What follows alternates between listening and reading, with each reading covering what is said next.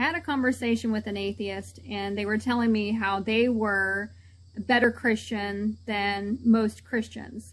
And they wanted to know why that was. And I said, well, since the world so loosely throws around the word Christian, I think it's important to state the obvious, that not everybody is a Christian, right?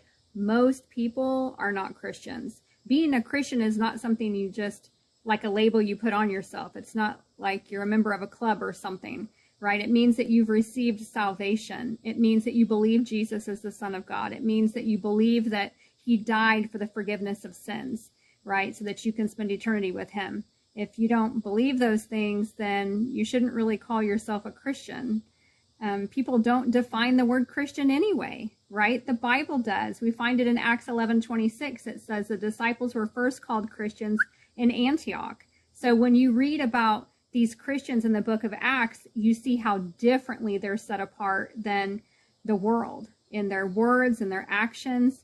And so when people in the world refer to Christians, they're almost always lumping the goats with the sheep. They're putting the wheat with the chaff.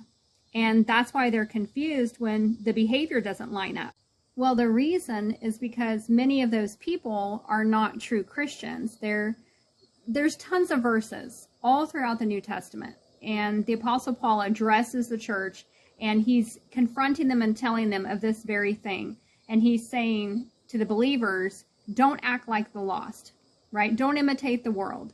And the reason is because believers were beginning to blend in with the world, and they couldn't tell them apart. And so Paul was confronting those believers and telling them, that they were guilty of doing the same things as the lost people.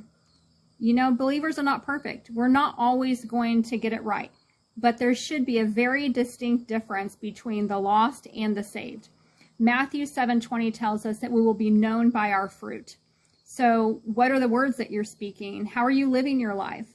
Hebrews 12:1 tells us, therefore, since you're surrounded by such a huge crowd of witnesses to the life of faith, let's rid ourselves of every obstacle, especially the sin that so easily entangles us, and let us run with endurance the race that God has set before us.